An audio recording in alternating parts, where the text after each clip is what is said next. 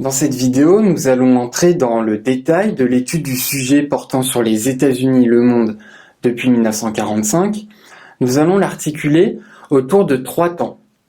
Tout d'abord, entre 1945 et le début des années 1950, les États-Unis assument pleinement la direction de ce qu'on appelle le monde libre. Ensuite, entre les années 1950 et 1991, on a affaire à une superpuissance américaine, mais qui demeure limitée et contestée. Enfin, à partir de 1991, on va s'intéresser à l'hyperpuissance américaine, à sa naissance et à sa contestation qui devient progressivement de plus en plus affichée. Le premier grand argument qu'il faut invoquer ici, c'est que les États-Unis ressortent renforcés de la Seconde Guerre mondiale, qui accroît leur puissance et qui convainc ce pays qu'il doit intervenir dans la reconstruction du monde.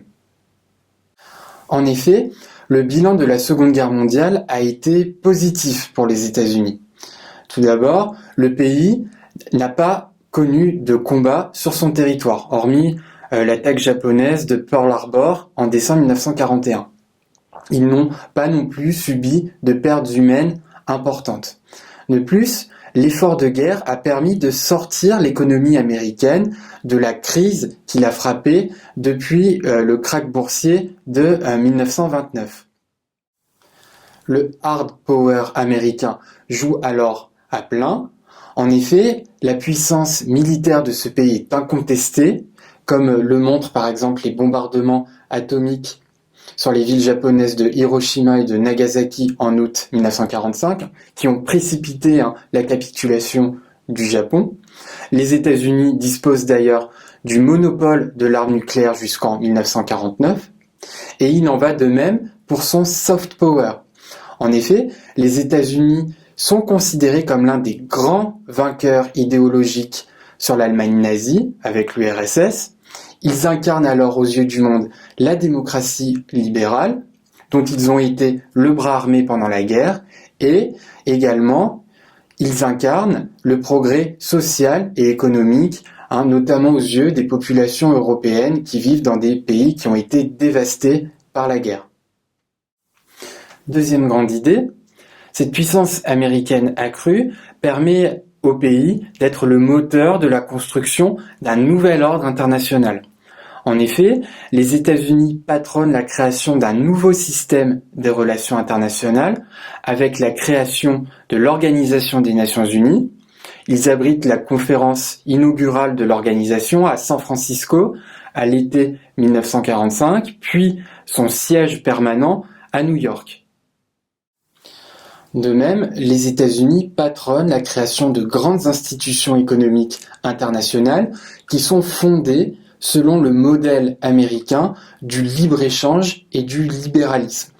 En 1944, par exemple, la conférence de Bretton Woods accouche de la création d'un système monétaire international basé sur la monnaie des États-Unis, le dollar, ainsi que sur la création de grandes institutions comme le Fonds monétaire international.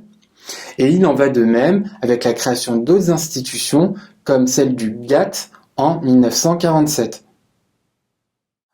Enfin, dernière grande idée, les États-Unis, au cours de cette période, consolident leurs alliances et la cohésion du monde occidental, ou de ce qu'ils appellent le monde libre.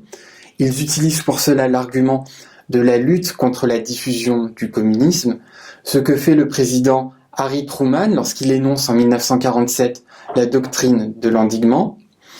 Et cette doctrine de l'endiguement se matérialise notamment par le lancement du plan Marshall en 1947, qui est un vaste plan d'aide économique à destination de l'Europe.